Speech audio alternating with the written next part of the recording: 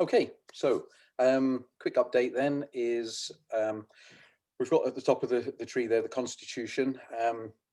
Matt and I were working with Community Energy Scotland, and we have managed to secure a grant of £2,500 to do a feasibility study to see how we can generate electricity for our community, which would give us an income stream for using on other projects. But to get that money, we have to be set up as a registered charity. And so we have opted to go for what's called a SCIO, which is a Scottish Charitable Incorporated Organisation. We've written our constitution. It's been checked by Aberdeen Voluntary Action Group, who are a government funded body that help the third groups like us. And we have now launched that constitution with OSCR, which is the government regulating body that will decide whether we're a fair charity or not. So that went out last week. So we're on our road to getting things moving.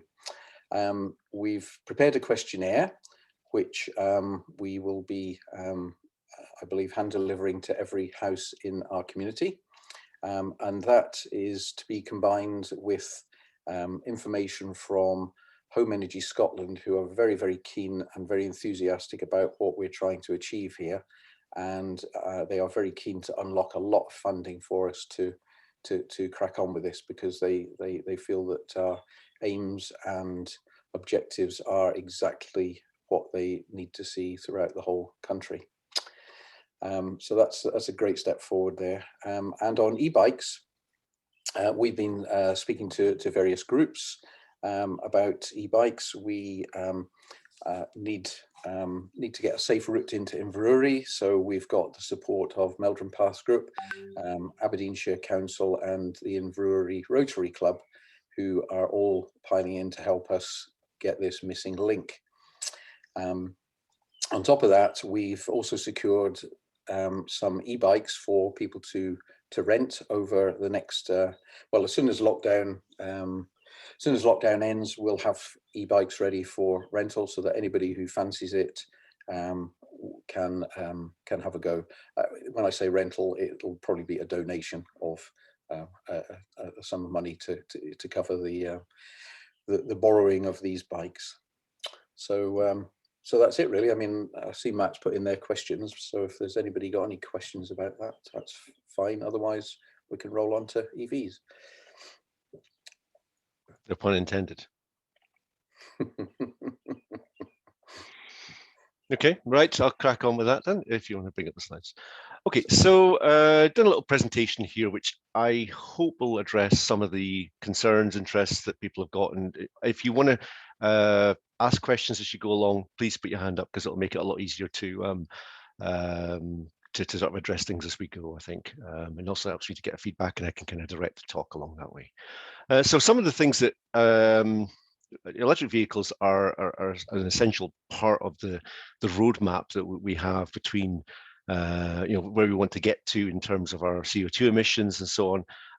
But there's a lot of barriers there, and I think that cars are something that people have a what's the right word to use? They have an emotional attachment to. Sometimes they kind of have a sense of their identity, their status. There's a lot of emotions and so on about people that people have about their vehicles and so on. So some of that is part of what we need to sort of address as well. But there are a couple of things that people have fundamental questions about, and that's what I'm trying to address in the talk today. So a lot of people see them as being too expensive, poor for long distances. Things like the charging is a concern, that they don't drive terribly well, and that there's not that many models to go on with. So hopefully I can address most of those concerns as we go, but really want to talk initially about the reason why we have to do, why it's so important that we actually look at this as an alternative to the way we live our lives just now. So if we could go on to the next slide, please. Okay. So transportation is actually one of the largest contributors to our CO2 emissions in the UK, accounting for 27% of our emissions. So it has a fundamental part of our footprint effectively is how much we use transport to move things around and so on. So it has a big impact. So it's a clear target. If you were looking for something to optimize, that would be the area that you would probably look at, as being as a key mover in that direction. If you move on, please. Thank you. So the car industry has done quite a good job, and I'm going to probably sound a little bit pessimistic about the car industry as we go on with the chat. They have done an awful lot, but not always necessarily in the right direction. And there's a couple of bits and pieces I'll raise as we go along in relation to that. So over the last 20 years or so, we've actually had 29% reduction. I think I maybe put that in the wrong, yeah, so excuse the heading there, sorry. 29% reduction in our CO2 emissions. What's interesting is actually over the last 5 years, there's actually been an increase in the amount of CO2 that we're producing in newly registered cars.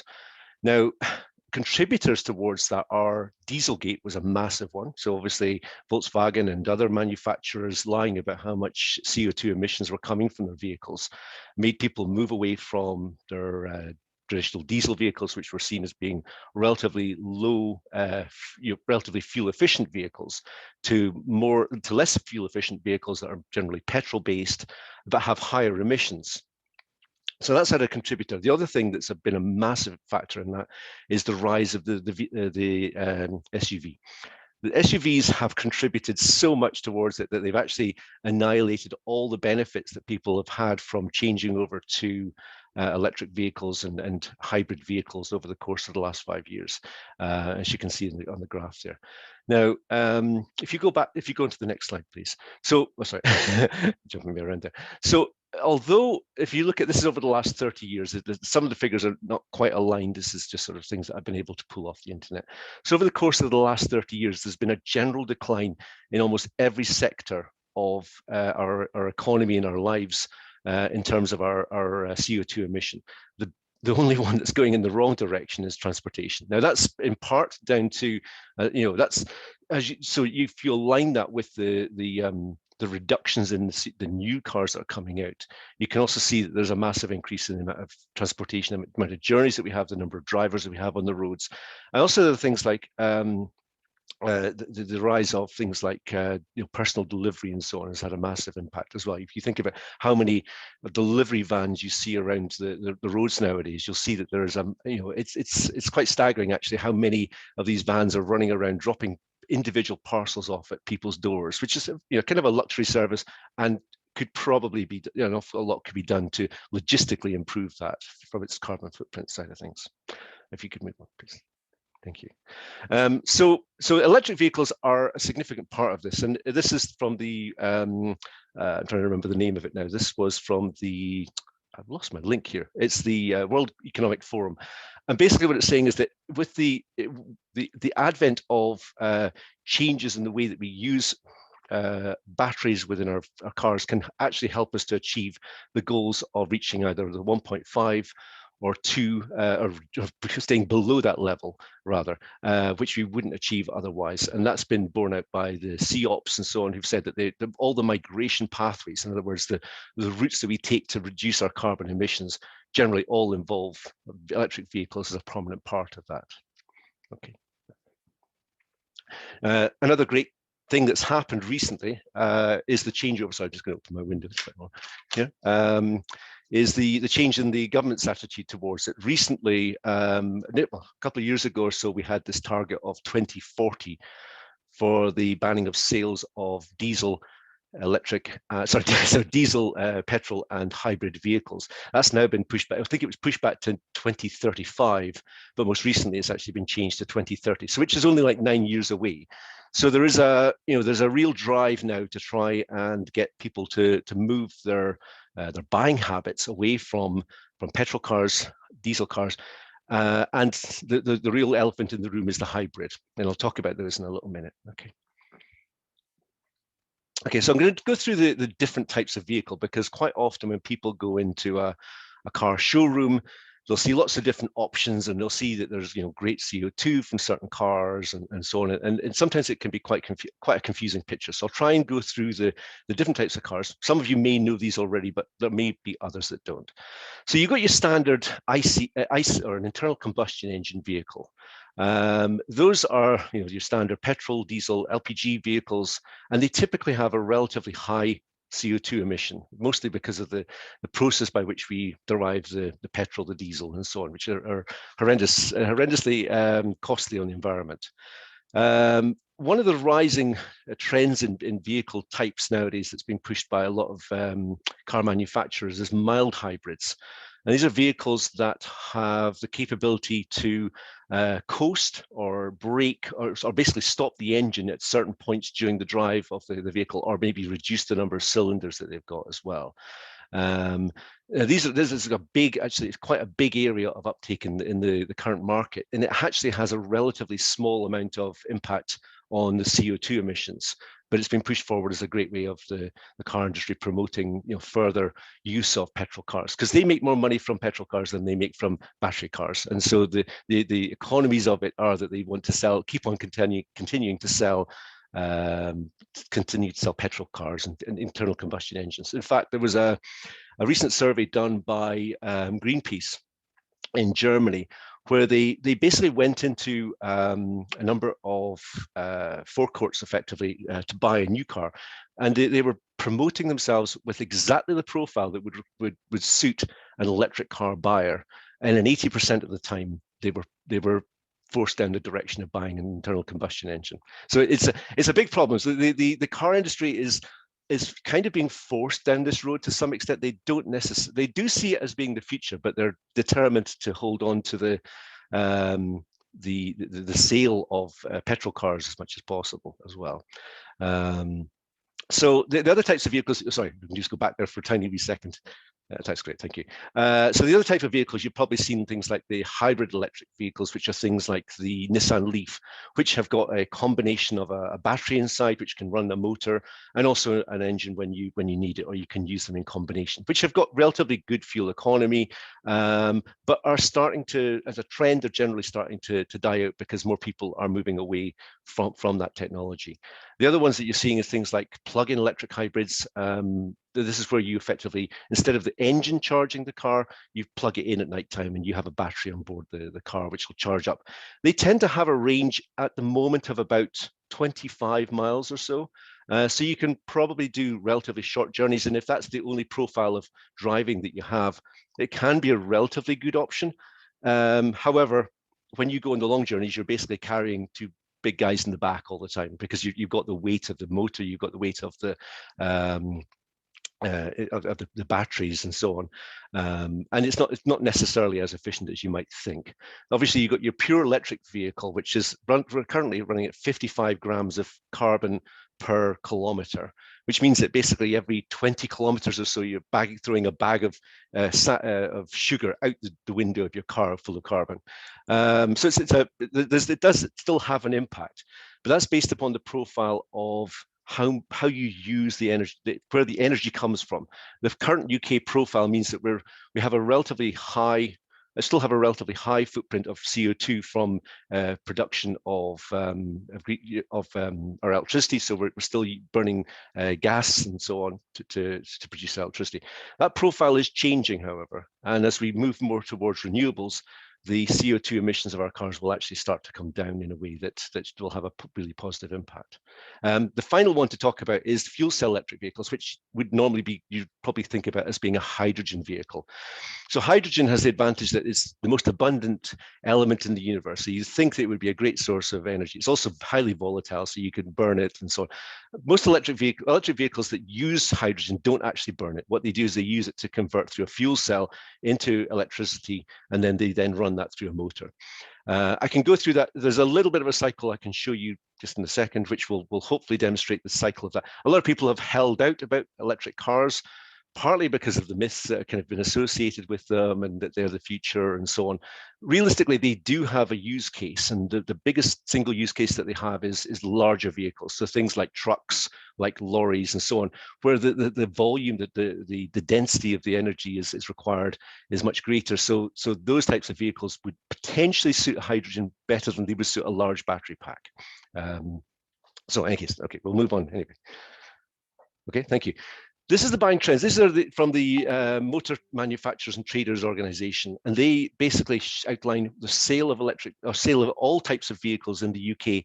2020 was not probably the best year for selling cars because of the pandemic and so on. So there's a huge variation in the numbers coming out. But if you look at the market share and where the trend is, that gives you a little bit more of a key. And the colors in this graph are not great, but I'll try and explain what they are. If you look at the orange line, for example, that's the uptake of electric vehicles, which went from below 2% in 2019 up to about 7% roughly in 2020.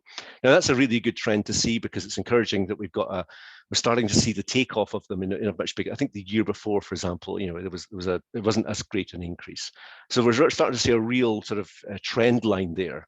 The worrying part is actually if you combine the mild hybrid electric vehicles and the petrol for both diesel and petrol, you actually get a much bigger factor there. So they've actually really started to take off, and that's a worrying concern, because those vehicles are going to be polluting for a long time to come. So everything that you do, all these individual purchases, and if you look at the amount of petrol vehicles is still staggeringly high as people move away from diesels, and they're actually they're producing a hell of a lot more carbon per mile.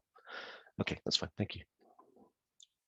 So the choice of vehicles, a lot of people come back with well, there's not the kind of car that I'm looking for and so on, and that is certainly a concern at the moment in certain sectors.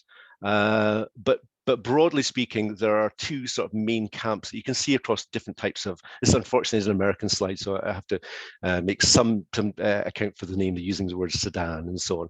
But you can see that one of the biggest sectors, and it's aligned with the fact that more people are moving towards SUVs and so on, is that there's a massive take up. It's almost on a weekly basis just now. You'll see that new manufacturers are producing SUVs that are full electric vehicles.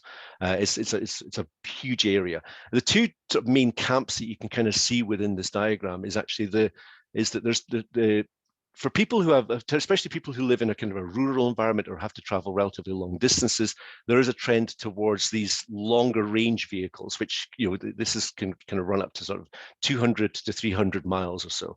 There's also, because the batteries are relatively expensive at the moment, and that's the single biggest determinant of the cost of an electric vehicle at the moment, is that there's also some city cars and things like that, which have typically a range of about 100, maybe 120 miles or something like that. Much cheaper to buy. Great for running around town, and 120 miles you'd find really hard to cover in a single day. So there's definitely a use case for that in the market, and that's probably the way that sort of urban dwellers will most likely go, as opposed to the 400 plus mile cars that you can get nowadays. Okay, just a note on hydrogen. So I did kind of blast it a little bit, and I can show you the reason why I blasted it. It's been taken as people have been holding out for hydrogen because they think that it's going to be ultimately the electric vehicles that they're looking at maybe will be diminished. And that is a possibility once we've mastered producing hydrogen and storing it at scale. But for just now, it's actually roughly about 50% less efficient to use hydrogen as it is to use pure electric, just because of the fact you've got to move it around as a liquid, you've got to make it into a liquid and so on. And at every stage in that process, you reduce the efficiency of using it as a fuel. So it has got some benefits, and there's certainly some use cases for it, but it's probably not the future. It's certainly in the next sort of 15 years or so, I would expect. Okay. So moving on now to the cost. This is probably one of the areas where people think that there's a massive difference between you look at the list price on an electric car and you go, that's a stupefyingly high price, especially when you start moving into these larger range vehicles, something 200 plus miles of range. One of the cars this is some research that was done by a European institution about the cost of different types of car. And in almost every segment of the European market at that time, obviously we're not in the European Union now, the electric vehicle actually came out on top. This was actually based upon a Volkswagen Golf. Volkswagen Golf are unique in the fact that they have both petrol, diesel, plug-in hybrid, and electric vehicle. And in every instance, over a 4-year period, the electric vehicle ended up being the cheapest to run. And there's certain factors to do that. And it's really down to the total cost of ownership. If you can go to the next slide, please. So the total cost of ownership is the initial purchase price of the car, so how much you're actually paying, and that's the one that really gets people as kind of a headliner. You know, they go, it's a crazy expensive price, I can't afford that. You've got your insurance costs, you've got your servicing and maintenance, and then you've got your mileage costs. Now, the mileage cost for an electric vehicle is actually one of the big sellers of it, and I'll show you how that works out in practice. So if you can go to the next slide, please, I can sort of demonstrate. This was a situation I found myself in about 6 months ago or so. And so I had an old car, which was a Volkswagen Touran. I'd had it since 2011. I tend to keep my cars for a long time, typically about 10 years or so. And when I bought the car, it was £21,000. Worked on how much fuel I actually used in the period that I had the car. I worked out at about £14,000 over the 10 years. Maintenance was about £6,000. It wasn't actually a terribly effective car. It had a lot of relatively large things going on with it. Probably not that bad for an internal combustion engine. Most people have had something going, like the exhaust gas recirculation valve. I seem to remember set me back about £1,000 or so, which is right in the middle of an engine. So why it's not made easier to change, I don't know. To put it in comparison, an electric car has roughly 70 moving parts, and an internal combustion engine has about 3,000. So you can see that there's an opportunity for failure there. Road tax, I've incorporated that, and insurance as well. So the total for a 10-year period, which I had the car for, was about £45,000. Now, I did the same equation for the car that I actually ended up buying, which was a Volkswagen, pure electric. It's £36,000. That was after the government grant, which is about £3,000 or so. So it's got a high-ish tag, but you always reduce that, take that figure off. That figure may not be around forever, but it is there at the moment. The fuel is relatively inexpensive. This fuel calculation is based upon how much it costs to charge, how much per mile it costs to run an electric car versus a petrol car. It's a little bit maybe on the high side, but it's kind of designed to sort of take allowances for variation. Maintenance cost is significantly less for an electric vehicle. You have so few moving parts, and actually not just against a petrol car or a diesel car, but if you look at something like these hybrid cars where you've got the combination of an engine which can go wrong and a motor that can go wrong, you can start to see that you're putting your chips on the wrong money. The fuel tax at the moment certainly is zero, so it's a pretty good choice in that regard. And your insurance, although it's slightly higher because it's a slightly higher car to repair and so on, slightly more expensive car to repair. So when I looked at it, I thought, well, actually, over the course of 10 years, they actually work out about the same. And that's based upon a car that I bought 10 years ago. So even excluding any kind of appreciation of the cost of the car, with inflation and so on, it actually worked out like a pretty good deal. But then I thought, well, how about if I was to look at a car like a brand new Touran, for example? How much would that cost me? So if you can click again, please, if that's possible. So I actually included that in the figures, and I went through the process again with that. I went into the showroom, had a look at the price, added all the numbers and so on. Fuel, actually, it's a slightly lower figure than I actually probably should have put in. That's the fuel price, but you're actually using a little bit more fuel because it's a petrol car. So that maybe is a little bit optimistic, shall we say. Put in the same sort of figure for the maintenance, because I can't imagine that they're a great deal more efficient, a great deal more reliable than they were. So I went through the same basic equation. It actually came out to a figure about £7,000 more, or £600 more £60 more per month. Which is a big enough difference to actually make me think, well, this is probably the right route to go down. So in terms of the cost of the car, it is actually, it's not. You can see here that there's a clear benefit, although that headline figure is high. Over the course of a long period of time, you'll actually see a great return on an electric car. There's one other thing to mention about this, and that is that the depreciation assumes that this goes to zero effectively. The value of that car goes to zero. Didn't get a great deal for the Touran when I traded it in, to be honest with you. But the electric car has actually got a great second life, because the batteries inside of it, which made up most of the cost when I bought it, can continue, even though they may depreciate, they may start to diminish over in the 10 years time that I'll have the car. I expect that there's a warranty of about 8 years on maintaining, I think it's 80% of the charge that the car was originally capable of storing. And in actual fact, they've put in some redundancy into the car that I bought, which means that as cells start to deteriorate, if there's any faults with them and so on, they'll actually bring online new cells that you're already carrying around with you. So that's that diminishing availability of the batteries to run can have an impact, can be offset to some extent. But also the batteries are still worth quite a lot at the end of their life. And they can be used for a thing which I'll come on to a little bit later on, which is to do with the use of batteries in your home as well. And it's also being able to use your car as a source of energy for your house as well. Okay.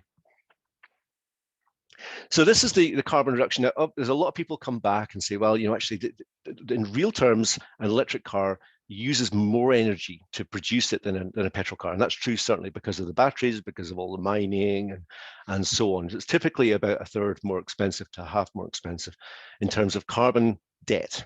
Okay, but when you start to incorporate the cost of actually running a car, you see that relative, I think it's within 2 years or something like that, you've effectively repaid that carbon debt. And then from that point onwards, you're effectively, you're quids in effectively in terms of your carbon footprint. Okay. Thank you. Now, I don't know what's happened with that slide. Is that gone glitchy for me? Okay. So as I mentioned earlier on, one of the biggest things about vehicles, and this can be quite a personal thing, is that there's an association with status. People have a tendency to think about their car just sort of defining their, the status within society and so on, and that can be a big hurdle. Both positive and negative. Some people will choose not to buy a particular car because they don't feel it reflects their values. Other people will buy a car because they feel it does. But there's a general trend, which is that most cars in the UK are on a lease. Most people don't go into the showroom, hand over their money. You'll tend to take out some sort of finance on their car.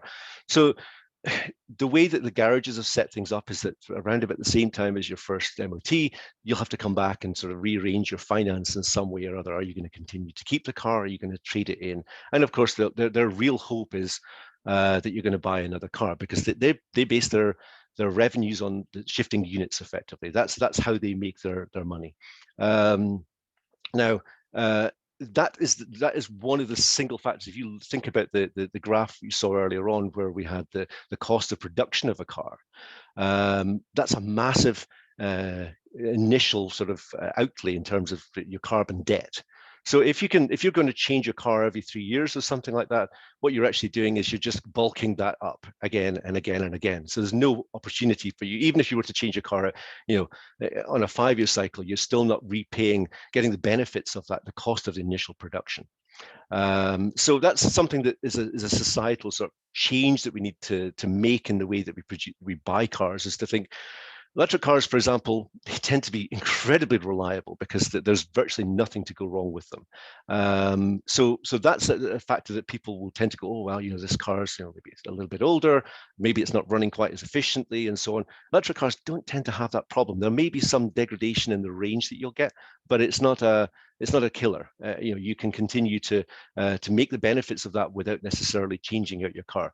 But the biggest single societal change is to actually sort of realize that by going around in a brand new car every 3 years or so, which is very appealing to some people, and it's certainly the way that the motor industry wants us to buy cars, you're actually contributing a massive impact to the environment as well. Okay. No one's asked any questions, which is kind of worrying. Maybe I haven't been able to see them. Okay. All right. Okay, cool. Let's see. So yeah, if we can move on to the next one. This is a roadmap set up by a company that effectively does chargers, and they sort of show the general trend line that they predict for the uptake of electric vehicles. And there's a couple of it's a kind of a tongue-in-cheek kind of demonstration of the way that they see the market. So one of them, for example, is I think there's one. Oh, sorry, can you? One of them was, for example, in 2023 or something like that. Jeremy Clarkson finally agrees to buys his first electric vehicle and so on.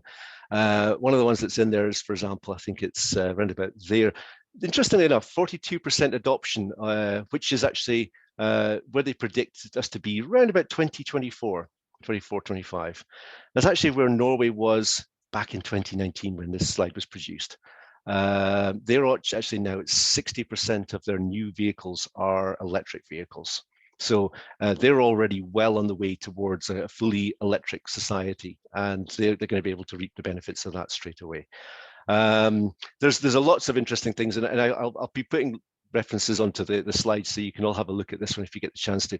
There's some really interesting stuff about the way that we, the transition will happen. But one of the things that does come through from it is that comes a certain point, especially now that you've got that this was produced before we actually had the target of 2030 for the sale of electric vehicles. You can see that this is actually going to the sale of petrol vehicles, sorry, is that this graph is actually going to condense quite a bit, because people are going to realize that potentially, in a few years' time, the car that they got is really not going to have that much value. They're going to depreciate a great deal more. And that, now the industry will respond to that. They will probably start to reduce the cost of electric vehicles, sorry, of petrol vehicles, because they're trying to hold on to that because they make more money from them. But there is also a trend where they're a lot of the car manufacturers are now being forced to make a certain amount of their vehicles in an electric way. So they're that's going to have an impact upon their production as well. I think Volkswagen by 2025, for example, and I keep coming back to Volkswagen, it's just because I happen to have a couple of figures about them. And they expect to sell about 25% of their cars to be electric vehicles. So that gives you some kind of motion of the direction that they're going in. Okay. You can click now. Sorry. I think sorry. You're muted if you're talking. Yeah, is that right? Yeah, perfect. Thank you. Okay, so performance was one of the other ones. A lot of people, there was certainly initially electric vehicles tended to be somewhat slower. Some of the early adopters of electric vehicles, things like the original sort of Nissan Leaf, a relatively short range, a relatively slow acceleration, and so on, and things like the Zoe and so on. And there was also an awful lot of city cars that were produced around that time, which did have really, really slow speeds, but they were ideally suited for the market that they were set up to run in. Nowadays, that's really not a problem, and I would actually, if someone hasn't taken the opportunity to drive an electric vehicle, especially if performance is something that you're interested in, I would highly encourage you to have an opportunity to take the opportunity to try and drive one as soon as we're out of lockdown. They have a very different profile from a normal car. The engine reaches maximum torque within half a rotation, which is something that you can't be said about a petrol car. So you'll typically find that you're reaching up to sort of 2,000 or 3,000 revs before you're getting the maximum sort of gain from your engine. That just doesn't happen with electric cars. They have instantaneous torque, and it's quite an experience to have. I'm sure that anybody who's tried one will testify to that. Also, in terms of performance, they are the fastest cars in the world. Quite literally, you will get the fastest cars are fully electric. So it's definitely a way that we're moving in that direction. Okay, so I'm going to talk about chargers now, which is another thing that a lot of people have a concern about. It is a big concern for city dwellers. I think it's something like I think it's only 40% of people actually have an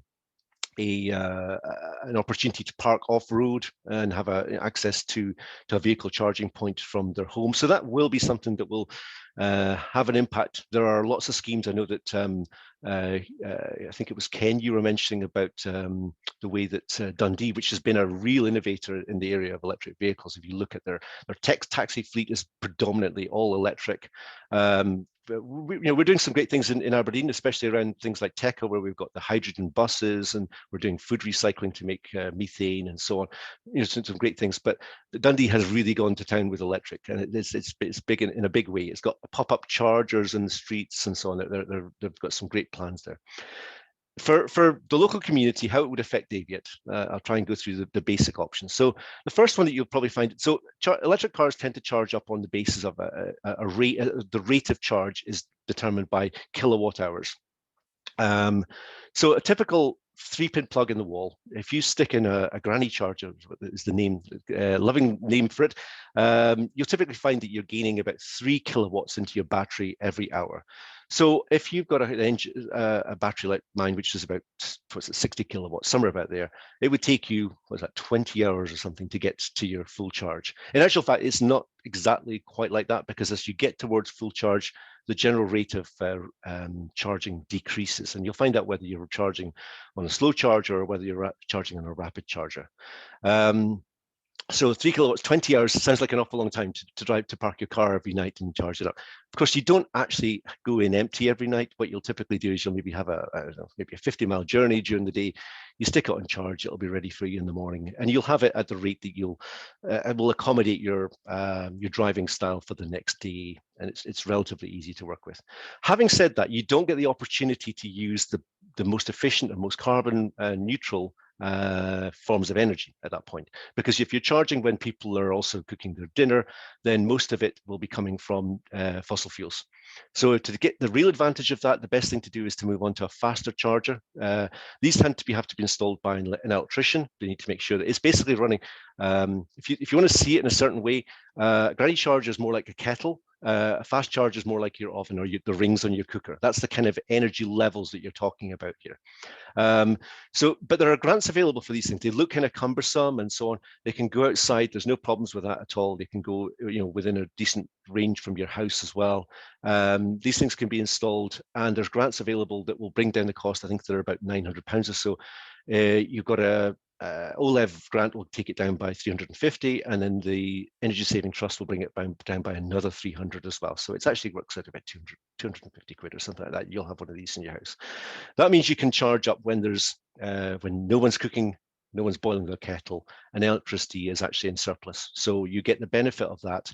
And I'll show you later on, in just a few seconds, how that has an impact upon the cost that you pay for your energy.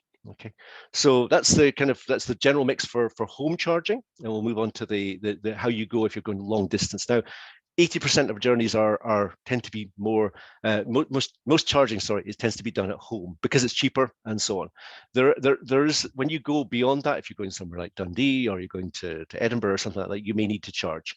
It depends upon the type of vehicle that you've got. But most of the vehicles nowadays, one of the big uptakes that's happened in the last couple of years is the rate at which cars can charge. When you went to something like an original Nissan Leaf and so on, they would charge at a much slower rate and so really home charging was probably the only viable option, or to wait for a long time in a car park somewhere. That's not the case nowadays.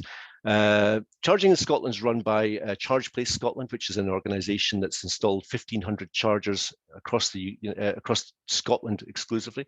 In addition to that, there's also the Tesla supercharger network. So if you own a Tesla car, unfortunately, they haven't opened it up yet. There's been discussions about whether or not they will. There's a possibility that they will.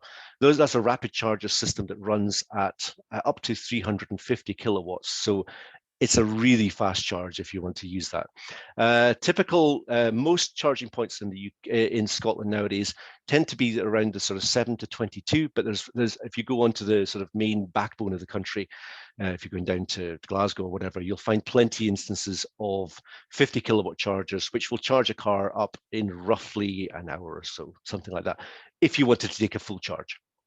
Typically, you don't actually. Most people will tend to charge ideally from sort of 20 to 80%. The car charges the fastest rate during that period, and it also means you could charge above 80%, but you'll find that last 20% will take another hour to do. So it has a massive impact, and that doesn't matter. That S curve of charging is true for whether you're buying whatever kind of car you have. They always top out. And in fact, most electric car manufacturers say not to use it to 100% because things like regenerative braking and so on doesn't have the benefit of that when you're driving at full charge, because there's nowhere for that energy to go. So they're relatively fast. There's lots of different options there, and the take up of the ultra rapid chargers, things like the supercharger network, and there's companies like Ionity and so on are also starting to produce an awful lot more of these ultra rapid chargers. These can charge a car up comfortably to its full range in about roughly half an hour. So it's really not that much of a problem. And it's a good opportunity to go for a pee, go for a coffee, whatever, have a look around, whatever you want to do.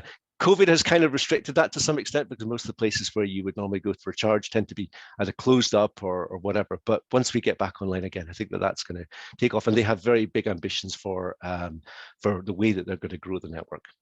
Matt, could you turn the slide, please? Thank you. Cheers, thank you. So where are these chargers? You've probably seen a couple, like in Inverurie. We've got two main charging points. So we've got some at the council offices as well. The ones in beside Marks and Spencer's, for example, they're both 50 kilowatt, so they'll charge a car up relatively short order. I mean, that would take, my car would be charged and fully charged in around about an hour or something like that. This app is one that is kind of a godsend for most electric car owners. It basically shows you exactly where there are chargers. You can find out details about what kind of charging there is there. There are two main types of connectors. So there's actually, you'll see that there's actually a range of them, but most of them are interchangeable. The main ones being CHAdeMO and CCS, and they're just different connectors. It depends. The biggest single difference is whether or not the cable gets locked in by the car, or whether the cable gets locked in by itself into the car. So it's really, because you don't want to have like large voltages that are coming out. So they're all safety secure. It also tells you at what rate you can charge at as well, and also the history of that charger. So you might find that some of them maybe have undergone maintenance. And so it's a good idea before you go off on any long journey to have a quick look at this and just sort of say, well, I think I'm going to charge around, Halbeath or something like that, and down beside Edinburgh before I go into the city. So you can go, you can have a look and say, oh yeah, okay, there's 5 of them there. That's great. Maybe one of them's out of maintenance.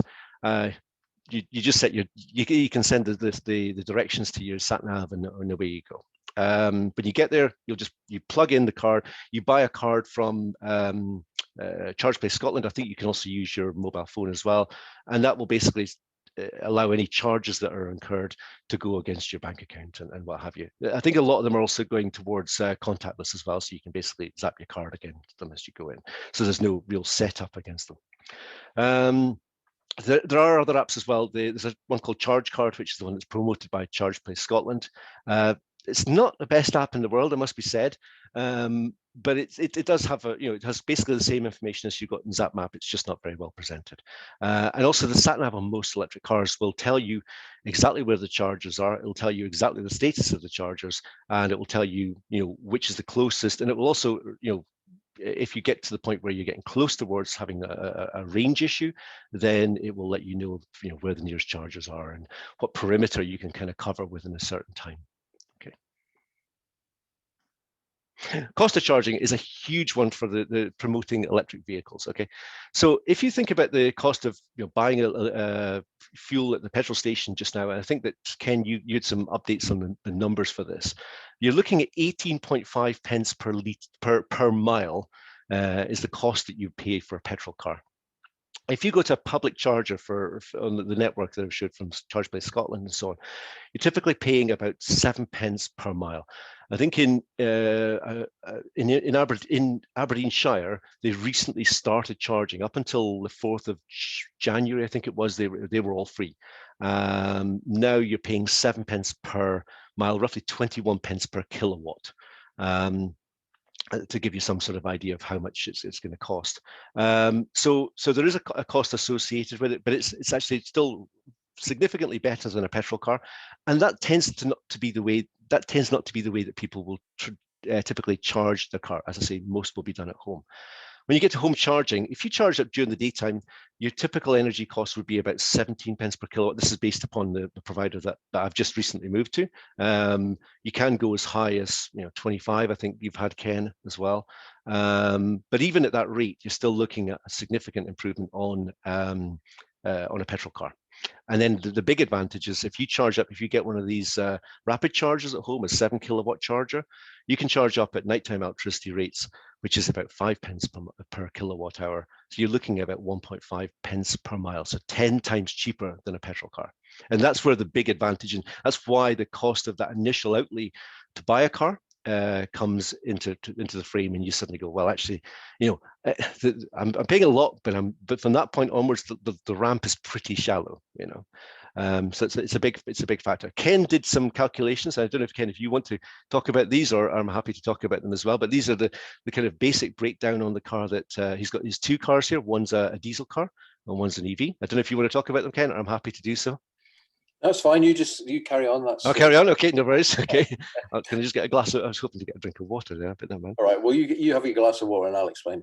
So what I did here was just compared the 2 cars that we've got. A 10-year-old Volvo and a 4-year-old Mercedes, which is an EV of the older group that doesn't have a great range, but is just fine for commuting. And what I did was I just popped the figures in there because we've just moved on to an electricity supplier called Octopus, and they have a tariff called Octopus Go.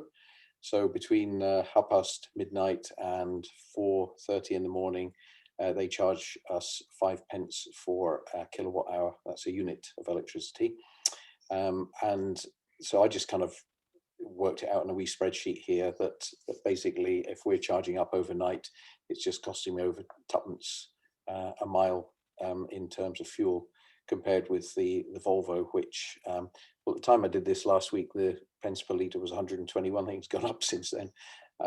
But you know, 15p for a diesel, and the weights of the 2 vehicles are much and such. So you know, that kind of gave a reasonable comparison. So if anybody wants to buy a Volvo, you know, could be for sale. Okay, that's good. All right, thank you for that, Ken. Cheers. Okay, so the other thing, and this is probably one of the ones that's been a big stickling point, and this is as kind of an addressed by technology to some extent, is range anxiety. So a lot of people feel that you know, they're looking at their car going down to you know, relatively low amounts of miles. I think the lowest I've had so far was, I think it was 6 miles or something like that. I scraped into Dundee at about 6 miles of range or something like that. It was actually quite quite exciting, shall we say? But it wasn't a big problem, because I know that Dundee's got some of the best charging in the country. Actually, it's really, as I say, it's taken on. The number of charge points in there is absolutely insane. So once you get to Dundee, you're absolutely fine. I think actually, to some extent, range anxiety, people thinking that, you know, oh, I can only go 200 miles in my car. If you wouldn't get into a car that had only, like, you know, 200 miles of fuel in the tank and start to panic. It's not the same thing. So it's not really about the range that you can get. It's about the charging. It's about the speed at which you can charge. And that, I think that the 2 in combination have caused this notion that, oh, electric cars are not really going to work for me, because, you know, I you know, I need to have something that can do 250 miles at a turn. So I think it's really more about charging anxiety, and I think that's what people have actually felt to some extent, in that they feel that it's, you know, it's not only will the car, you know, only have a certain amount of range, but when I get to there, I'm going to have to wait for a very, very long time before I can actually continue to drive. And that's simply not the case anymore. The network is improving all the time. I think there's a company down in Kent recently that just set up, uses fully green electric. It's all solar panels. It's got massive batteries. It's set up to be an exclusively electric forecourt. The company's called Recharge. And they have like 350 kilowatt chargers, so you could charge your Tesla up in like 20 minutes or something like that. You can charge, you know, you've got different rates of rating of charge, which is suited to towards your car. So you can get like 100 kilowatts or 50 kilowatts, just depends upon what type of vehicle you've got. So, and that's, I think, is kind of a vision of where you can go. So by the time you've been for a pee and had a cup of coffee at Costa, you know, your car's charged up and you're back on your way again, which is, you know, after 200 miles, you're probably ready for it anyway. There is one thing to note about them, and this is one thing that took me a little bit by surprise. I don't think it's such a big problem. Again, it's just a case of being aware of it to some extent, and that is winter range is lower. Part of the reason for that is because we have the engines work, the batteries rather work in their best way if they're at a certain temperature. It's around about 18 degrees or something like that for the technology that I have in my car. those batteries need to be heated up to that temperature to get the best out of them. Otherwise, they're not running at their best.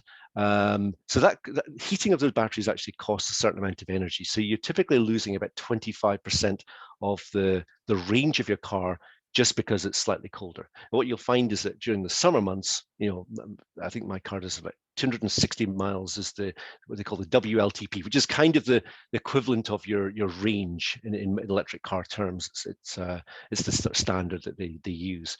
So I think mine's is 260 or something like that, and I'll get much closer towards that. I think during the winter months, I was maybe looking at about 180 or something like that. But that's with the the heating on and all the usual sort of gubbins that you have in your car running at the same time. The battery deterioration, that's something that people are concerned about in terms of their range and so on. And certainly it is a factor, but you're only looking at maybe like a 20% over the course of like the 10 years that you'll run your car. Most warranties cover that very comfortably. And there's not really a massive expectation that will be a problem. I think that maybe in Dundee, because they've had like about 5 or 6 years or so where electric taxis have been on the go, they have they're still running a lot of that range. If you go into Dundee, you'll see that there's still a lot of old Leafs running around. They're still perfectly capable of being used, even though they've been used quite hard over the course of the last 5 years or so. Maybe not the best place to buy a second-hand electric car that's got a lot of miles on it there. And the second life thing, which I mentioned as well, which is the fact that those batteries can come out of the car. They can be put into things like a Tesla wall. A lot of the the Renault Zoes, for example, the batteries are being taken out of those and being used as a home storage device for, say, for example, you've got solar panels, but you're not at home at that time. Obviously, that electricity would flow back into the grid typically, and you don't get so much for it. But if you have a home wall, you can effectively charge up those batteries and then use them to turn your kettle on, to cook your oven, whatever you want to do. And you're saving on that. That's, again, it's also not putting load on the grid. So there's economies for the way that the profile of the grid is used. And it's really, that's one of the big things about electric vehicles, is that it's making use of the capacity that we have in the grid when we don't need it. So typically, when we're all sleeping at nighttime, no one's really running around putting a kettle on, and that's a great opportunity to charge a car. If you've gone to the next one, please, that's possible. So one final point, I think, if I'm right, yes, this is the sort of the next thing that will kind of come along from this, is the notion of not only being able to take old batteries and put them into your house, but also taking the car that you're currently plugging into your electricity supply at night, and being able to use that as required to charge, to use for your kettle or for whatever. Effectively, what an electric car is a battery on wheels with some software, and so that the opportunity is there for those to be used as a massive way to support the grid when it's on peak demand. And so you can see that there's opportunities in the typical cycle of the day where electric vehicles could be used to release energy back into the grid, and thereby will reduce our carbon footprint, because they won't have to switch on a gas-fired power station, for example. That type of thing is in the way. In fact, they reckon it'll contribute a significant portion in the next sort of 5 to 10 years or so, that this will start to have a massive impact on the way that we use energy across the network. So there's been an awful lot of numbers in the presentation so far. One of the things that I would encourage you to do, if you haven't done so, is there's a series that I've been following for about the last 10 years or so. It's a guy, Robert Llewellyn. You probably recognize him in the picture there. He played Crichton in Red Dwarf, or did Scrap Heap Challenge. He's had this show running on, or a channel rather, running on YouTube for about the last 10 years or so, which he's kind of seen the evolution of electric vehicles over that time. He's been doing reviews. He's not really a motor journalist, in the sense he's not like a Jeremy Clarkson or something like that. He doesn't get hung up on the performance of cars. He's really more about the practicality of it and the environmental benefit. He also covers things like future energy technologies and so on. He's done some fantastic work on the opportunities up in Orkney, where you've got tidal energy, you've got wind, you've got solar, you've got the whole grid working really well together. He's done a lot of presentations about different future technologies and so on, and the way that the grid's being used today. One of the presentations, one of the series that he put together was one with Maddie Moats, as the lady there. She was a Blue Peter presenter, I believe, and so she kind of breaks down her journey into electric vehicles during a series of like 6 individual shows, but they've made this condensed version of the same show. It's about 20 minutes or so, and it actually goes through the sort of the pain points, some of the pain points, some of the discoveries that she made along the way, and the practicality of it, and what she found from actually adopting, you know, or getting rid of what she calls a gas guzzler to moving into a fully electric sort of driving sort of mode. So it's a really, really good watch. If you've not actually had a chance to, if you get the chance to, I would highly encourage you to look for Maddie Goes Electric. It's a really good series, and it's also, it's slightly a lot of, as I said, there's been lots of numbers in the presentation today. This is more the softer side, how it actually feels to drive an electric car, how it feels to, you know, what your experience might be, and so on. So that's a great thing for you to watch if you haven't done so already. Okay, so closing out, I think that hopefully I've addressed some of the concerns about electric cars, that you'll see that they're actually not too expensive. They actually work out at least on par, probably better over the long range. The long range, the distances are really not a problem. The charging rate is so much faster nowadays that even if you've got like only 200 miles of range, that's comfortably enough to go anywhere you really want to go to with a relatively short stop. They don't take forever to charge up. They drive incredibly well, and there's plenty of choices. There are a couple of areas where there will be, you know, I know that Nick's been recently looking at, you know, opportunities for him in his business and how he can convert over. America is actually driving that with things like the Rivian, I think it is. There's things like the Hummer, the Cybertruck you've probably seen on the news as well. All these are really trying to move into that area and trying to enable that technology to become part of every aspect of our lives. So it's a big thing. Some of the things I didn't talk about was and I think hopefully this is something that Matt will cover, is that there's also an opportunity as well to look at the way we use our cars as well, because that's actually the single biggest thing. If we don't need to, the most economical way to save the planet is not to have that journey in the first place. And I think that part of that will hopefully tie up with what he's about to talk about as well. So that's me done. Okay, cheers. Thanks, Keith. Yeah, absolutely, totally agree with that. And that's why, you know, Zero Carbon Daviot, one of our main sort of things is one of our main objectives is to improve our cycling links, and so that you don't have to, so you don't need a car. But yeah, just very quickly, because I appreciate we're an hour in, I promised to talk a little bit about car clubs. And yeah, so I don't know if anyone's ever used the car club. Oh, Mary, sorry, you got a question there. You just need to unmute yourself there, Mary. I don't want to sort of put a spanner. People obviously will know or guess that I'm not technologically minded, but I am hugely grateful to Keith, you know, I mean, that was a really, really interesting presentation, and I know where to go if I want, you know, technological information. But there is one issue that has bothered me when I've looked at this, and it's about the ethics of the battery electrical cars. Now, when I first saw stuff about child labour and these kind of issues, and even environmental issues about batteries, when I first saw it, I sort of hoped that it was conventional car manufacturers, you know, and people who were on that, you know, see what I mean? I was hoping it would be, but then I now have seen, you know, things like Amnesty International. Now, I'm not saying it's, you know, obviously, you know, life is really complicated, and it's clearly the climate change things as critical, but it does seem to me there may be stuff there that needs to be, you know, campaigned on as well. But like Amnesty International are raising issues and trying to get manufacturers to clean up their act. But I don't know if anybody has any information or whether there are some batteries that are cleaner ethically than others, you know. Yeah, so I'd say this is definitely something that we've looked at. Keith probably want to say more, but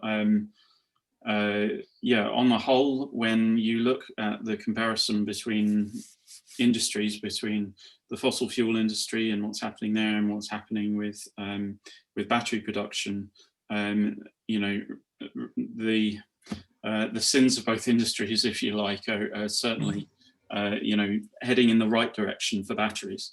And one of the biggest concerns I've seen is about the mining of cobalt, which is a really rare earth metal, and I think the biggest mine being somewhere in Africa. And I know I think there was headlines about child labourers in those places, but cobalt is being phased out, and certainly you know, battery technology is evolving all the time. So in the current batteries that Tesla are producing, they've eliminated cobalt. So that's one good thing. The other most significant metal in these batteries is lithium, which is incredibly abundant. And in fact, we have a lot of lithium even here in the UK. Yeah, because it's actually the thing I've got here is about child labour. That was about lithium. Right. Okay. Lithium's about the 4th most common element in the universe, so it's actually pretty easy. There's lots of it. It's just a case of getting to it to some extent. But yeah, as Matt rightly pointed out, there's a move towards technology which is still using lithium, but it's also using I think it's iron nickel instead of using cobalt as part of it. And I think it's one of those things where it's kind of the Gandhi sort of example, whereby, you know, be the change you wish to see in the world. When you look at this thing, the drive, the demand for it will drive up the opportunity and drive up the innovation that goes around it as well. So I think that, yeah, it's definitely something that people are looking at. I appreciate that, but I just don't think we can't ignore. I mean, we can't ignore these are issues as well. Do you know what I mean? Yeah, absolutely. I think, and they have to be tackled. I mean, basically, companies should be told to clean their. You see, what Amnesty International, they say that the green issues really matter. But they also say this. So I was just raising it, and I don't like to put a spanner in the works, really, but it just is. I can't not raise it. There's examples of that in every thing. The one thing I will say is that, you know, currently we're burning a fuel that will never be replaced, but will contribute towards our future prosperity on this planet. When you mine something like lithium, when you mine cobalt and so on, that can be reused. You're not necessarily destroying something in order to produce it. The lithium from most batteries will be reused to make new batteries. It's not something that we're destroying by doing it. So that's it's a really big call on that one. It's not the same kind of technology. We're not destroying things by doing this. There's also in Cornwall, there's a project looking at mining lithium there, and they just do they just drill boreholes and they kind of pump it out as a brine, and it's because they've got a particular type of granite down there that releases this, and I believe that we have similar types of granite in Scotland, but nobody's looked at it yet. I mean, that's all. Thank you all very much. That's all very interesting. But you know, I personally would like, you know, I'd be interested in references, you know, to some of that if anybody's got. Sure. Yeah, I think I can get some for that. Yeah, thanks for raising it, Mary. I think we should share some. We'll share some information that we found on that. Yeah, absolutely. Right, I'll just quickly rattle through this if I may. Yeah, I've done a bit of investigation into car clubs, and yeah, if we can eliminate our journeys by car, then that's great. But looking at some of the sort of published materials on this, generally car clubs, you know, they work out sort of financially worth it if you're doing less than 2,000 miles a year, or around 4 hours driving a week. Typically, vehicles are rented out by the hour, and you're sort of £6 or £7 per hour. Sorry, there's a pound symbol missing there. Or £60 a day, and usually the first 60 miles are included in your rental costs. So you might pay a little top-up fee for extra mileage. So, you know, they have been predominantly historically an urban thing. You know, these have existed in cities across Europe for years and years and years. Up here, we've basically got two main car clubs, which is Co-Wheels, who have locations in Huntly, Inverary and Aberdeen, and also Enterprise run a car club. They have some locations in Aberdeen as well.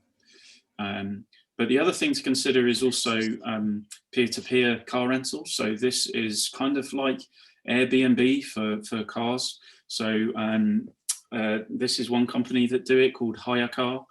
And this was just a quick search I did in Edinburgh, where, you know, this is people who have, they put their own cars on here, and you know, you can basically borrow it when they're not using it. So a great little scheme, and I think potentially we could do that anywhere. So yeah, worth investigating a bit more. And I think, you know, with the technology that comes through with new electric vehicles, we're going to see even more of this. So, for example, Teslas are, you know, only one example, but Teslas are working towards having fully autonomous vehicles. And once, so every Tesla you see on the road today has enough hardware in it to actually drive autonomously. What they haven't figured out yet is the software side of it. But once that's done, essentially, they'll be able to turn Tesla, you can turn your own Tesla into a robo-taxi. You know, I think this isn't going to happen anytime soon. I'd say in the next 5 years, we'll see it happening in America, but regulations wise in the UK, it will be probably nearer 10 years before it happens here. But the opportunities for that are pretty amazing as well, because imagine people who aren't so capable of driving, you know, registered blind, things like that. They might be able to benefit from this sort of thing. But you know, there's a side to both coins here, because we don't also want to end up with too many electric vehicles on the road. So, so yeah. Their master plan for that, Matt, wasn't it that probably for our kids, maybe generation going forward, was that yeah, that it's almost the second car is unrequired at the home, and your car could be called upon electronically to disappear in rural areas to pick somebody up and take them home, and people would be happy and used to their car doing other things when you weren't using it, on a much more fluid basis than, yeah, like the taxi idea. But yeah, just a mammoth car sharing exercise locally. Yeah, you get out your cab at Tesco's and it disappears and does something else. And I think that's so productive for these vehicles, so productive. Keith. As long as you don't leave your wrappers in the back of my car, it's okay. Well, it's certainly something that they're heading towards. It's probably not going to be something that will benefit, you know, the goal of what we're trying to do, which is, you know, around the 2030 sort of time frame. But it's definitely something that we're, you know, there is a definite opportunity for reducing our carbon footprint, because if you think about it, you know, you've got that initial cost of making a car. It then spends 95% of its time doing nothing at all but sitting rusting on your drive. If you can optimize that to be used, you know, being utilized, especially if it's an electric car, so you're not actually burning things in the process of doing it. Yeah, it's an absolutely fantastic way to do it. I think the technology, you know, it's working just now. They've got some pilots running, but they're in very, very controlled environments. I think it's Atlanta, I think it is in Georgia, that's got like a pilot that's running just now. Taking that into the wider sort of, you know, the suburbs is a much harder proposition when you have, you know, less controlled environments. So I think the area that the cars that they're looking at just now are operating in is much more controlled. But it will get there. I think we're at level 2 just now. We're working our way up. It will take a while to get there. So there's a question from Willie Sinclair in the chat. Thanks, Willie. So Willie's saying, we have an electrician coming to do some work on our house in a few months. I've no plans to buy an EV in the near future, but wondered if there's sense in getting a charge point fitted at the house in anticipation in the medium term, 3 to 5 years. Is that a sensible thing to take advantage of grants, etc., or is there a risk charges, etc., may change? I recognise it could be used by visitors who may already own an EV. Yeah, so Keith, am I right in saying, I can't remember, in order to get the grant, I think you have to prove you've ordered an electric vehicle potentially? Yeah, I believe that's right. Yeah. Also, yeah, it probably doesn't make a great deal of difference, to be honest with you. I think that the grant is available, as you say, for people who have an electric vehicle. You have to kind of show them.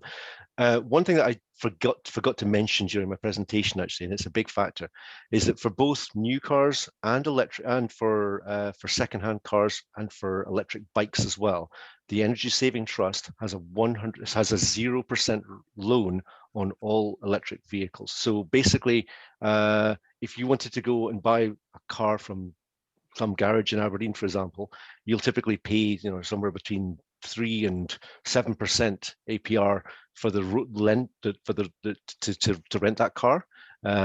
If you go to the Energy Saving Trust, you'll pay no interest on it whatsoever. So that's another factor that makes the electric car already cheaper.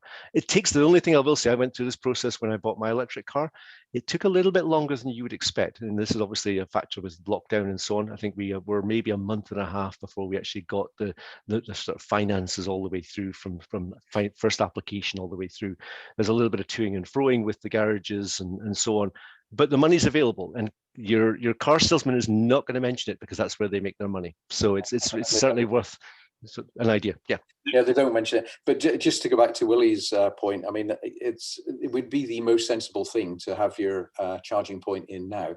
But it's still the same. But 4 years ago, we had to get the car in place before we could get the charger, and it took 4 months. You know, so I was, you know, charging the car off a granny plug, because it took so long to get the charging point in. So it's a shame that they haven't changed that now, but we'll just keep an eye on that, and we'll let you know, Willie, if... That was from me rather than Willie Sinclair. Okay. I haven't got an electrician coming to my house. He has now, and he's getting an installed charger. When I was inquiring about my van options and things, Mercedes would install a charger at no cost to me at my house. Excellent. If I leased their van. Yeah. I think, Mike Lloyd, you're looking at something like that as well, aren't you? Possibly. Yes, when we got our new building completed, we put in all the infrastructure for 2 charging points, which probably could be changed into double, so we could probably charge 4 cars. So it might become a sideline for ML Tech to, you know, let people charge up here. The solar panels produce an excess of electricity. We're exporting half of what we generate to the grid for no financial gain. So it's a no-brainer for us to get electric vehicle. We've looked at a few.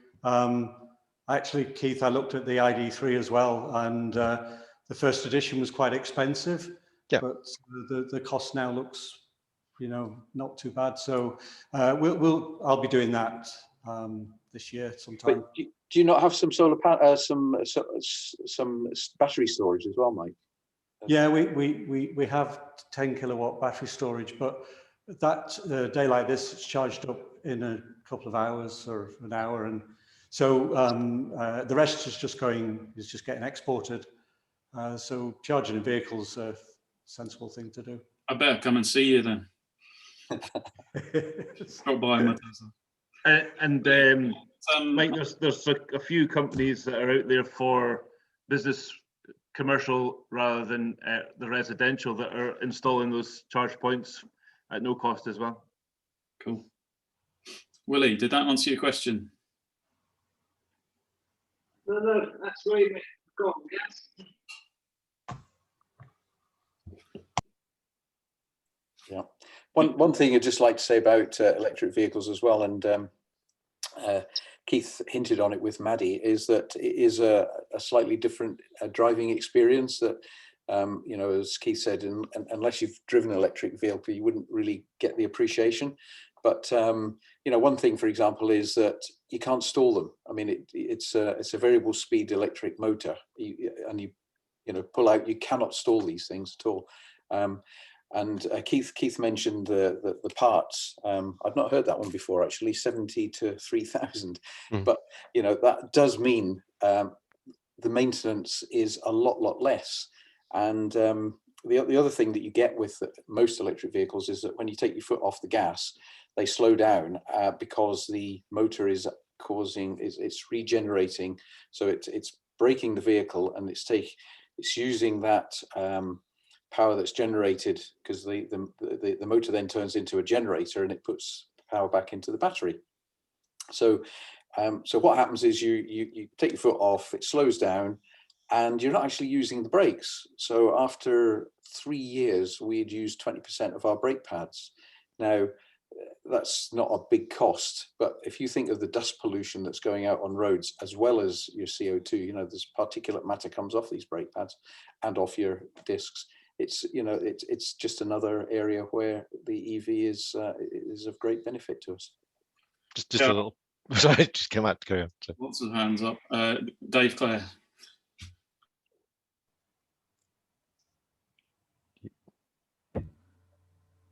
Are they harder on tyres because of the extra weight over the wheels, or? That's an interesting question, actually.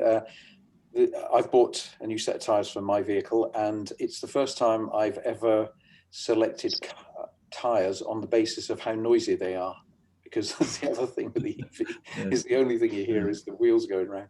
So mine was a little bit heavier on tyres, but that's because of the way I drive. And if I drove like Meg, then, you know, my tyres would last forever. Yeah, just to share my experience there. I mean, I know that they do run slightly harder compounds for these or different designs of tyres for the electric vehicles. So Teslas have specific geometry and compound and all that. But first year of use, our first set of tyres, I think we got 16,000 miles out of them, which is okay. And I'll admit part of that is because it's rear-wheel drive and it's very quick. So yeah, same as Ken, it's a good thing that Lucy drives it more than me.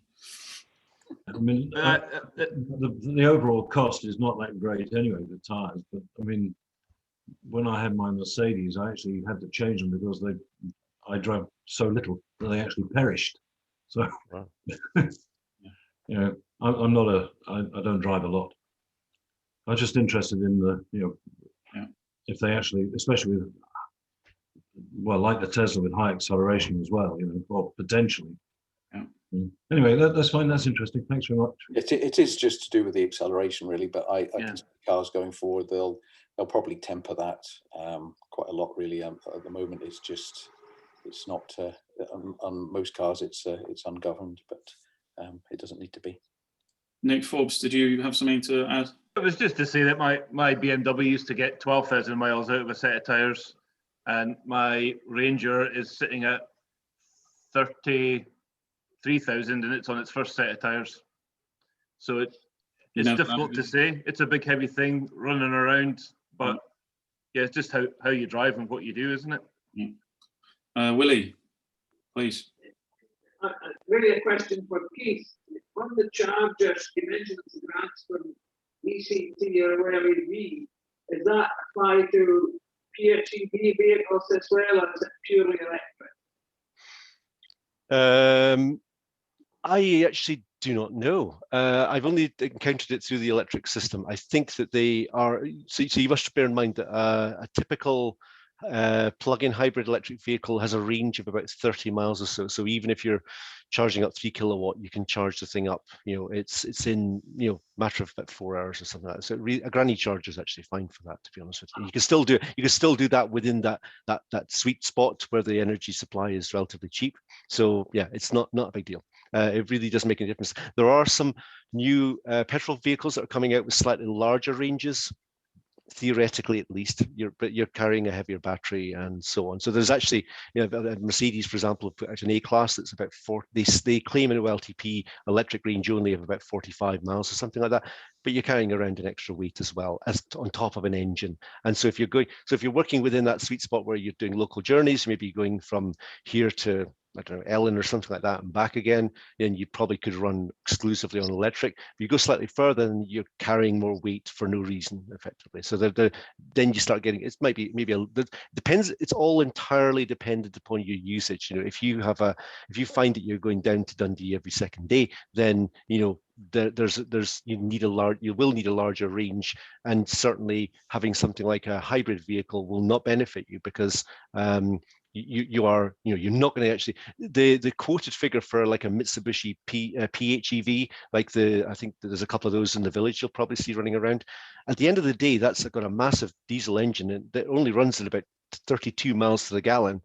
And most of the time, if that car is just running from here to Inverurie, then you can run it full electric. As soon as you go outside of that range, then you're back down to that 32 miles per gallon.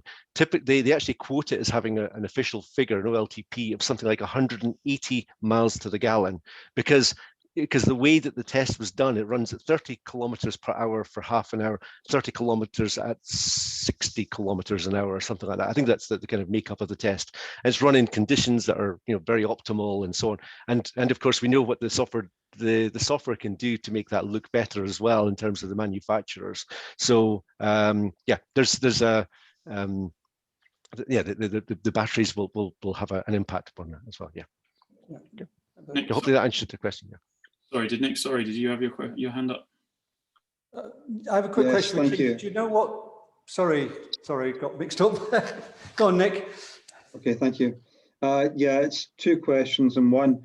Some car manufacturers say that you have to rent their batteries from them. Yeah. And others don't. Yeah. And also Toyota are developing a solid state battery. Yeah. Just wanted to get your thoughts on this, because if anybody's invest a lot of money into an electric car, you want to buy the right type. So with the extra costs involved with battery rental, and also with Toyota developing this solid state battery, yeah, what's the pros and cons? My take on this, and I've seen both the articles about I've seen several things about that. The Zoe was one of those which was originally sold and almost exclusively with a rented battery, and the uptake was somewhat less. I think you were paying the range, the cost of the battery depended upon how much you actually used the car. So you're typically paying about £70 a month for the rental of the battery. They've actually now gone to a model where most of the time you're actually I think they've got like a Zoe I think it is, and that basically means that you've paid for the battery. It's sold with the battery incorporated as well. So yes, so Nick. Yeah, most of that was the pretty clunky early technology battery. Yeah. And the cells were very unreliable. Even if you went all the way down to the little Renault Twiggy thing, the two-seater kind of plastic scootery thing that you can sit in with the cover over the top. Yeah. And the cells are basically under your legs, and you could just lift them out in case. But I think we were talking about it last night that most of them have now got a long mileage warranty on their batteries, and they're built in.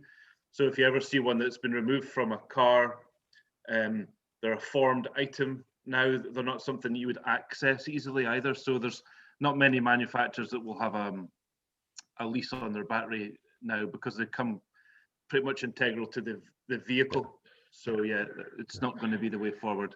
You're absolutely right to raise the point, Nick, about the concern about, is the battery technology going to move on to the point where what you bought is redundant and all these sorts of things. And that's a question that kind of will always permeate things.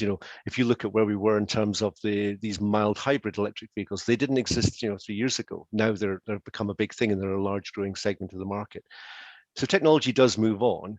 I guess the question is really, do you want to be holding back to sort of see if there's a winner? Bear in mind that those cars over the last 20 years have reduced in their CO2 emissions quite a lot. You could have held out for 20 years and you could have got a great car that had a lot lower CO2 emissions in that time. The question is, when do you jump?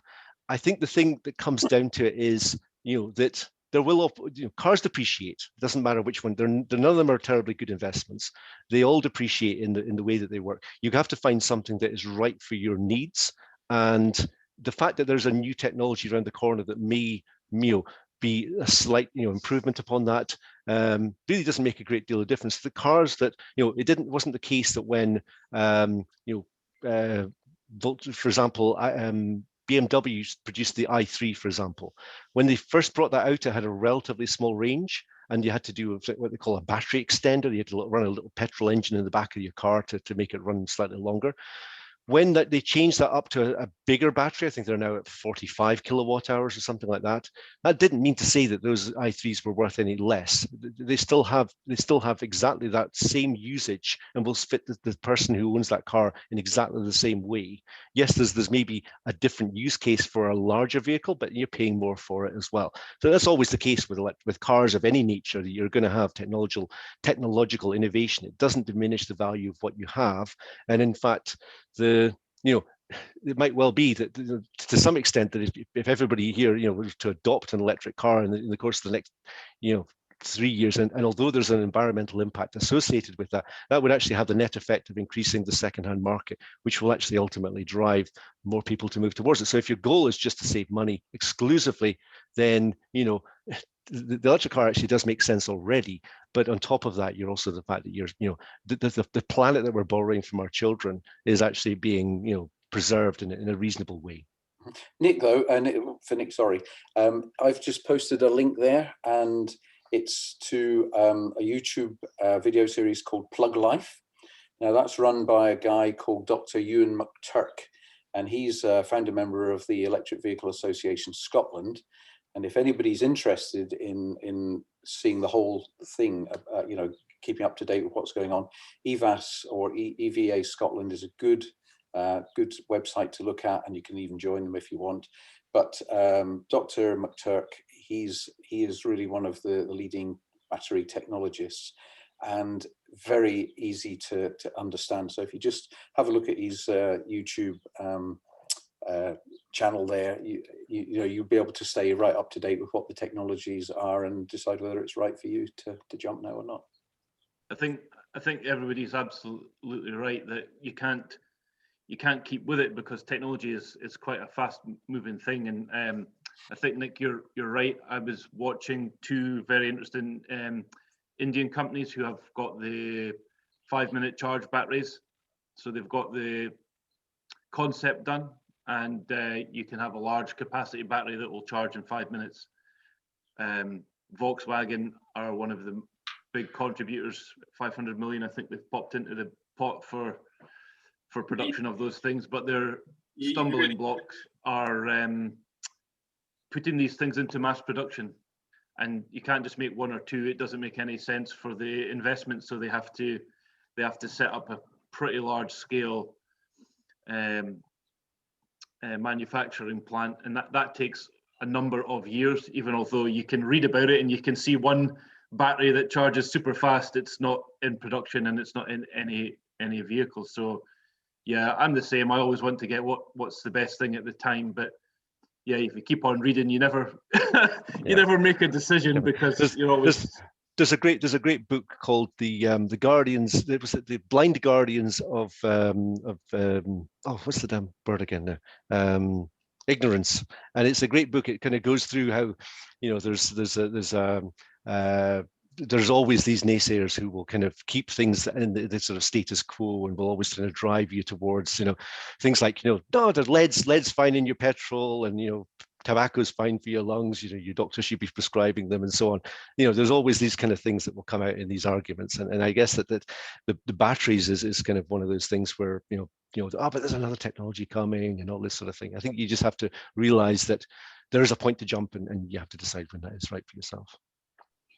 I think some of these sort of concerns about rapid charging, as well as, is there really a need for that? There's 99% of the population, their cars sit by the roadside for 95% of the time. So some of these technologies just aren't even necessary when it comes to it. But yeah, Mike. I agree. Yeah, if you think about petrol stations and queues when it's busy, and you imagine if even if it's 20 minutes charge instead of 2 or 3 minutes to fill up your tank, if everybody's on an electric car, it would be a problem in the future, unless the charging gets to really rapid 5 minutes. So, but that's how it's going to go, I think, in the future. Yeah, I mean, it's worth saying that there are some ways around that already. Tesla, if you're using Tesla superchargers, and let's say it's happened to me once where I was on a long journey. I stopped on the M6 and at a service station, and there were 8 Tesla superchargers there, and we plugged in. About 4 of them were busy. Went in to go and get some food, and then I got a notification on my phone to say that lots of other people had plugged in, and where I had set my car to charge to 90% for the next bit of my journey, it at busy times it automatically dropped the capacity. It said, we're only going to let you charge to 80% because that extra 10% will take so long, and there's other people waiting, and there's other things like idle fees. So if you plug in and your car reaches, its required charge after 20 minutes, and you're in the shops for an hour, you'll end up paying a fee per minute for the extra 40 minutes. So yeah, there's another point which Mike, you rightly raised about the if everybody who was sitting in the petrol station suddenly had to start charging their electric car, that would be a big problem. And yeah, you're absolutely right. The thing is that if you were to take only 20% of those cars going into the petrol station to charge, it would be a different scenario. And that's what we are, because those cars are not going to have to go to the petrol station. They're going to be able to charge at home. None of those cars probably are going to go down to Edinburgh or going down to Manchester. That's where the difference is. So there's that opportunity there. So yeah, you're right. If everybody was to continue the same model and everybody had to go to get their fuel, you must remember, you don't need a petrol station. It's in your pipe. It's in the plug in your wall. You've already got that access to yeah, I think that's a key part. And I think also it's the structure of the battery that allows for the fast charge, not necessarily the fast charge. It's the concept. It's the way that the product in the battery allows electrical flow.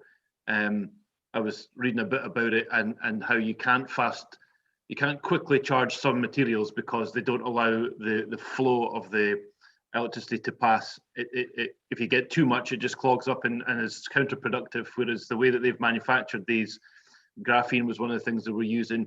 You can load the product with as much of its charge as it needs in that time. So the result is a fast charging battery. Not necessarily that's the petrol station was the need. It was just a new battery tech. So yeah, I think. But graphene has its own issues with production and whatever else as well. But it's just a new bit of science, I suppose, rather than solving the queue that doesn't currently exist. But we'll see. But then that's for everything. That sort of battery tech can go into your phone or whatever. So you could have your phone charged in an instant instead of plugging it in with a wire that keeps breaking. Right, we're at 11:05 and the sun is still shining. So at 11:07 it will probably go. So we better get a quick minute that it's there. It's been really good. Thanks to everyone who's come. Hopefully we've answered a lot of questions, but I'm sure more will probably come to our heads, and let's keep the conversation going. We're making progress with our website, so once we get that up and running, we'll be able to add all this information, and people can find it more easily. So yeah, are there any last sort of points, things people think we need to take away and work on, or no? Okay, great. Just one. I was just going to say, if there's anything that anybody is to is concerned about, or wants to come back to me on, I've got a reasonably good interest in the subject area, so yeah, happy to talk to you about it. Bore the pants off you, in fact. But never mind. And once lockdown allows, we're going to have to organise a day where we get all our EVs together and people can actually have a nosy round them. And unlike the V8 Breakfast Club outside the Fennel, we could have the EV Breakfast Club outside the shop. The 240V. Great. All right. Thank you, everyone. Enjoy your weekend. Thank you. You too.